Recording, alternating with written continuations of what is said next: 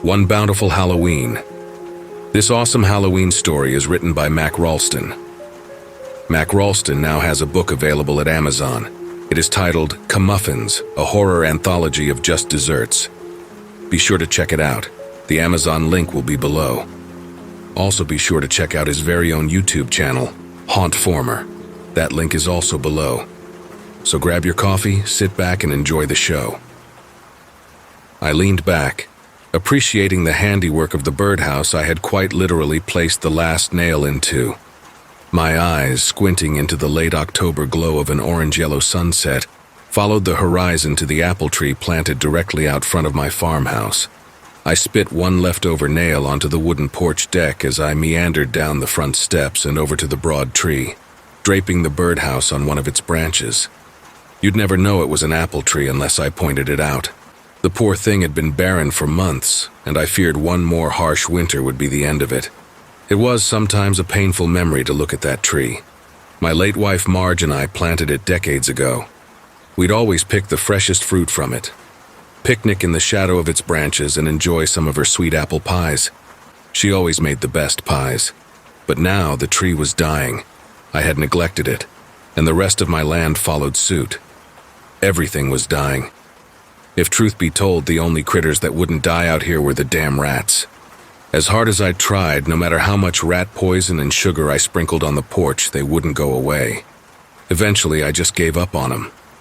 I had lost most of my motivation after Marge passed, and this lack of care extended beyond the crops and trees.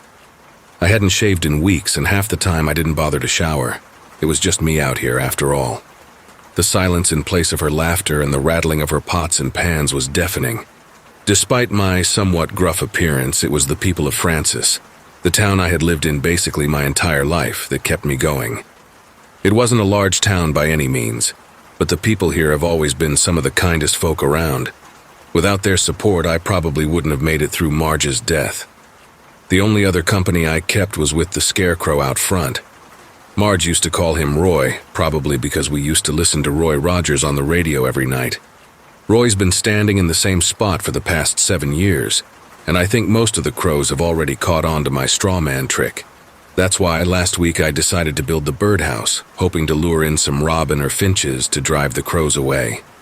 It was sad. It seemed that even Roy was dying too.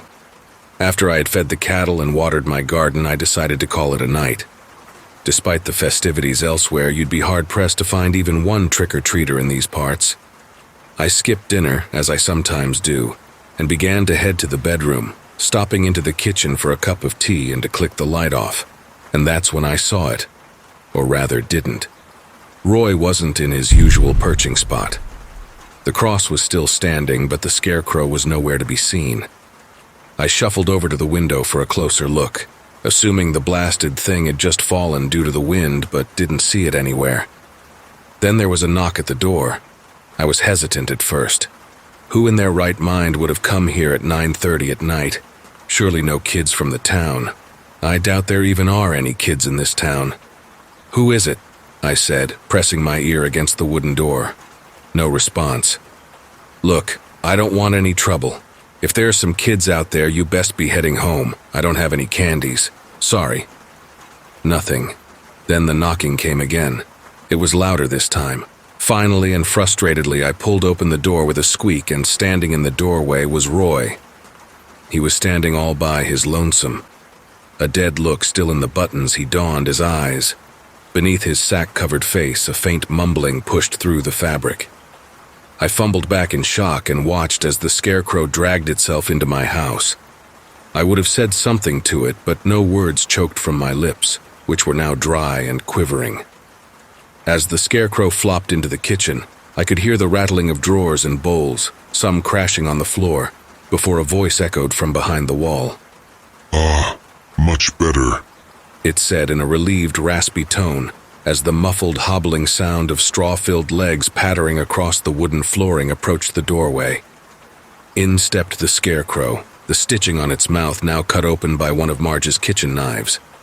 Its mouth was formed into some sort of smile. As it stepped closer, I stepped away. "I thought this would be a familiar and more comfortable form to approach you with, Peter." The thing read me like a book with those black button eyes. It could tell I was panicked. There's no need to be afraid, but I guess this form was a bit anomalous. Hindsight is always 20/20, so please forgive me if I startled you. The scarecrow hobbled back into the kitchen, and after but a moment, a familiar face emerged holding a cup of tea. I must have cried before becoming hostilely angry. It was Marge. I recognized her the instant we locked eyes. Something within me brought me to tears, but I hastily snapped from my loving gaze, wiping a tear from my face. That wasn't my wife. "You aren't my wife," I sternly said. Whatever was wearing my wife's face couldn't hide its regret, now plastered across it. Oh, that's just great. I always try to keep from scaring people, but it seems in my efforts I always become more frightening, it said in my wife's voice.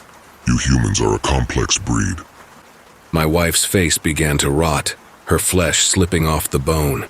Her eyes started sinking back into her skull before her clothes were drained of all color, eventually turning black as the night sky. Her now black garment flowed longer, and eventually it touched the ground. Her hands dried up around the cup of tea, leaving nothing but bone behind, and that's when the true nature of the presence made itself known. It was the Reaper. My back hit the wall as I shook in my boots. I didn't believe that this thing even existed, but here it was, standing in my living room. It was difficult to get a good look at it, but it was the Reaper, a skeleton shrouded in a dark robe, now holding a scythe that touched the ground. I tried to make eye contact with it, at least where eyes should be, but even looking at the face of death played painful tricks in my head, which was already throbbing in its presence. Forgive me, mine child. Thou may find it most difficult to looketh upon this form. I mean not frighten thou, but now as thou conceiveth I am he thou call death. The figure's voice was deep, rattling my bones and echoing in my mind. It must have noticed my discomfort as my back was still firmly pressed against the wall. I has taken many forms over the millennia, but thou humans seem to recognize me as the Reaper, and as he I appear before thou now. The empty-socketed skull disappeared into the dark shroud, and within an instant a new face emerged. A somewhat pudgy, pale, middle-aged man, lowering the black hood with meaty, hairy arms. Sorry, he said, I can only appear as that which is dead, as is my nature. The dead grass in your scarecrow worked quite well, as did your late wife, but those seemed most burdensome to you. You don't say? I sarcastically grunted, letting out a nervous breath with a wipe across my damp forehead. Hopefully this form is more palatable to you, he said, handing me the cup of tea as I shuddered. This face was that of a 37-year-old by the name of Jim Johnson. Jim was a risk analyst. You know those guys that do background checks before you get insurance? Funny enough, poor Jimmy died because he failed to background check his own girlfriend, a somewhat sociopathic little lady with a background including battery and grand larceny. Both of those charges from a previous relationship where she mutilated her ex-boyfriend after overhearing him talking to his sister. He stopped, noting I wasn't listening due to my trembling. My eyes were constantly shifting to the front door. Forgive my rambling. I do love a good irony. Now on to why I'm here. Why did you take Marge? I grunted, puffing my chest, even though I knew this Reaper was in no way intimidated by me. It was silent for a moment, probably grasping at straws within its head. There are things that are beyond that which man should know. Why the sun rises and sets. Why the birds fly in the heavens. Why the Reaper must harvest the living. Your wife was but one of many taken that day. 155,142 to be precise. Her death was not personal, I assure you, but rather a part of a bigger plan. That which neither you nor I can see. My only purpose is to collect those who have been selected, harvest the ripened crops. How the wheat is separated from the chaff is not my duty, nor is it my duty to select or ripen the crops. But you took her. You could have let her live. No, it spoke. I cannot tamper with the harvest. Many have tried to interfere, but their efforts were in vain. How? I said. The pudgy man's face, or whatever was underneath it, dryly chuckled to itself. You humans are so strange with your fascinations and celebrations. Tonight, for example, has always been somewhat of an honorary birthday for me, I suppose. It's your birthday? I asked, Confusion now spread across my face as I took a sip from the cup. Heavens, no. But surely if they can celebrate the birth of the Nazarene in December, they can observe my presence in October. Your presence? Halloween, as you call it, has always been about me. Humans love to test that which they do not understand. Before your generation, the Samhain was offered up as a night for me. Some even thought they could bribe the Reaper, offering their livestock, their children, to stop the harvest. The Reaper shook its lowered head. So what do you want? I said, are you gonna kill me? The Reaper laughed again, deeper this time. You would think that, wouldn't you? After all, why else would the Grim Reaper come knocking at your door? I stared like a deer in the headlights of death. It continued to laugh, this time at me. Forgive me, Peter. As I've said, I love a good irony. The Reaper glided past me, forcing my back into the wall as it stopped before the window. It peered outside. How ironic would it be that a man surrounded by so much death could offer up a tremendous amount of life? Who? Me? I said, surprised. It nodded as it turned back toward me. Marge's poor apple tree, it said, shaking its head. It's withered and dying just like you. I suppose I could have harvested you tonight, but that wasn't my intention. I'm here to spare a lot of people through you, Peter. I don't understand, I muttered, gripping the wooden table in the corner of the room. The Reaper glided closer to me until it noticed my trembling. If I wouldn't have come here tonight, what would have happened? I shook my head in confusion, lifting the cup of sour tea to my dry lips, taking a sip. You would have gone to bed, probably for but a few small hours, before waking in a hot sweat. You'd pour yourself your nightly tea and step out onto the porch, but you would have forgotten the nail you spat onto it, remember? The Reaper raised a now skeletal hand, pinching the nail I had clenched in my mouth an hour or so earlier. You would have stepped on this. It would have hurt like hell, but you wouldn't have gone to the doctor, would you have? I began to contemplate the scenario in my mind. Of course you wouldn't have, Peter. The Reaper pointed to my scruffy, unkempt face. You stopped caring about yourself the day Marge couldn't anymore, so why start? My brows furrowed at the Reaper in confusion. It could tell I wasn't grasping its hypothetical story. Forgive my ramblings. I assure you this all has a point. Get to it, I said sternly. If you would have stayed home, which you would have, the infection from the nail would have killed you, Peter. What? I said, brows furrowed. Well, not initially. But after 3 weeks you would have suffered from enough severe tetanus that you would have died. Mostly extreme muscle spasming in the neck and mouth. They call it lockjaw. Wait, are you saying this would have happened? I sputtered. Well, it's rare, but in your case, yes. You can see that? The figure laughed at me in a condescending tone. I am death. I can see all possible outcomes of mortality, so I can plan accordingly for the harvest. So I would have died had you not come here tonight? It laughed again, this time more of an ironic chuckle. As a matter of fact, my being here tonight has saved more than just you. I swallowed down a cough before sitting down in an old squeaky wooden chair, resting the cup of tea on a nearby table. See, if you would have died, Peter, you wouldn't have been able to send that little letter of yours. What letter? I barked, leaning forward with a creak. Oh, don't be coy. Second drawer down in the kitchen? Tell me you didn't forget. I stood up, still trembling, and speedily tread into the kitchen, yanking the second drawer open. He was right. My letter to Dr. Farrow was resting atop some old cookbooks. I forgot I had written the damn thing in the first place. He needs it, Death said, his voice echoing from the living room. Sometimes it's remarkable what a mere scribble of good tidings can do for the soul. I paced back into the kitchen, still clutching the letter in my hand. After what happened to Marge, Keith, Dr. Farrow, felt he wasn't an adequate medical doctor. 5 years in medical school and 12 years of practice, and for what? This wouldn't have been the first time I had harvested one of his patients either. No, he's knocked on my door many times. But this time it finally dawned on him. It was as if what his father used to say was finally spoken into existence. Which was, what? I said, now grasping at straws myself. Which was that Keith would never amount to anything. Sure, a degree gets you the title, but what good is that without natural-born talent? At least that's what his father would say. I glanced down at the letter, reading the sorrowful etching of his name on the envelope. He would have knocked on my door one final time.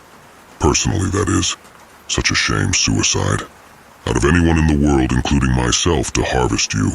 To be your own reaper is another form of sorrow beyond that which most understand. You're saying he would have killed himself if I didn't send my letter? I said. The letter clasped between my sweaty fingers. More or less. The universe works in a very cause and effect way. For example, if you would have died, you wouldn't have sent the letter. If Dr. Farrow wouldn't have received the letter, he would have killed himself. If he would have committed suicide, his brother would have missed his second tour in the Navy for the funeral. And if that would have happened, Admiral Keaton would have died because Lieutenant Farrow wouldn't have been there to see that torpedo bomber. Wait, I said. What are you going on about? Cause and effect, Peter. Like dominoes, or It's a Wonderful Life. You've seen that film, haven't you? I nodded. I know you have. Death said. You and Marge used to watch that every Christmas Eve. Death paused, looking at me, forcing my eyes to the wooden floor. Did you know that movie almost didn't happen? I mean, everybody loves Jimmy Stewart, but if it wasn't for him quitting the Air Force, he wouldn't have made all those films. He would have died? Death nodded in response. You'd be amazed at what a small harvest can do. Even just the death of one person. Like Marge's step-uncle Harry. If he hadn't been harvested 2 days before she was supposed to leave for the University of Utah, she would have never been in the post office the day you two met. Love at first sight, I take it. That was a coincidence, I said. I caught her on the way out. No. The voice of Death interrupted. There are no coincidences. You were running late because your truck stalled out on State Road 32. You couldn't get it repaired that day because Louis, your mechanic, had a family emergency, remember? His niece suffered a stroke that morning, which meant you took the trek to the post office on foot. Those extra 14 minutes gave Margaret the time to catch you on the way out. Death drummed his fingers along the dusty windowsill, wiping the dust from the tips of his flesh-covered fingers. If death results in any action or reaction, I can see it. Something as simple as missing the bus could result in another world war. And trust me, you don't want to know how close your species has been to that.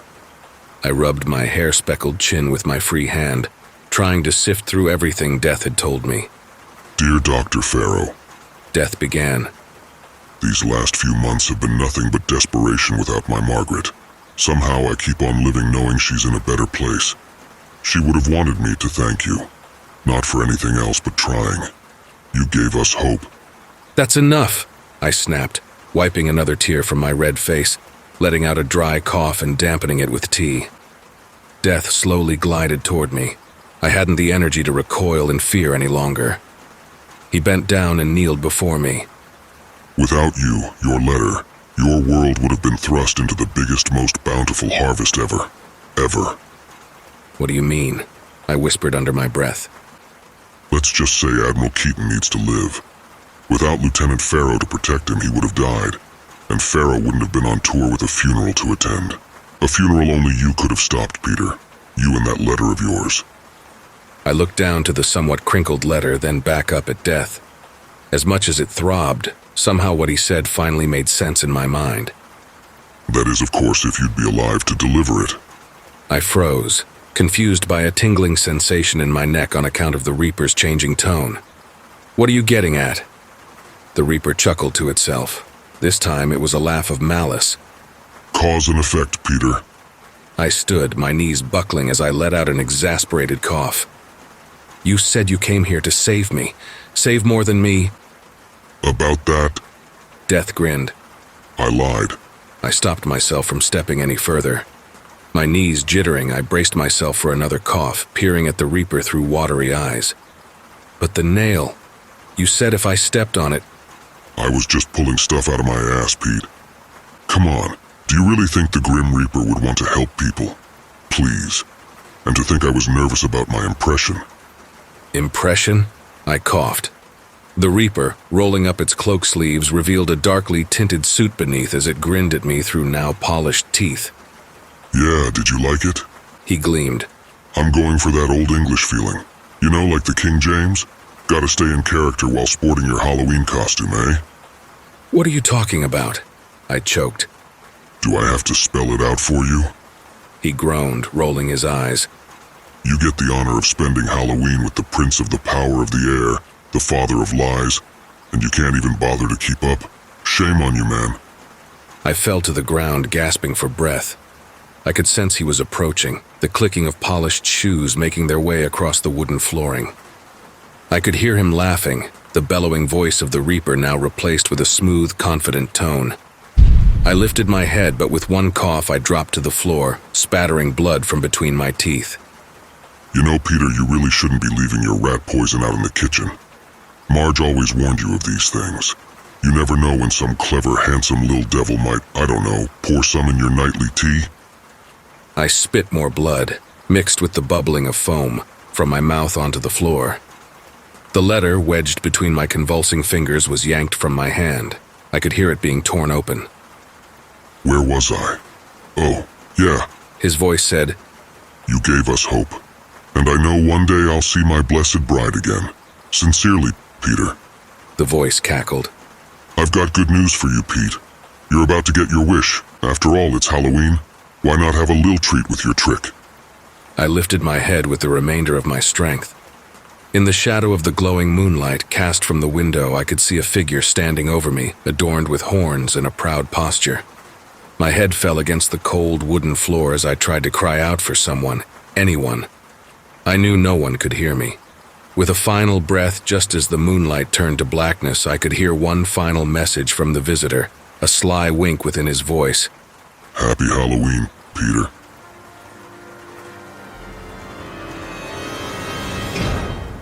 Hey, family. A very big thank you to MakRalston for allowing me to narrate such an awesome tale. Be sure to check out their Creepypasta fandom profile for more of their awesome works. If you would like to support us and make a donation, I'd be very much appreciative.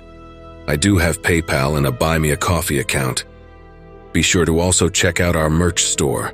There are plenty of items and designs to choose from. If you enjoyed this video, then why not check out the next one, here, on the right-hand side. You can also follow us. All my socials and all my other links are contained within the Linktree link below. Take care, everyone, and I hope you all have a wonderful and peaceful night. And don't forget, where fear is, happiness is not.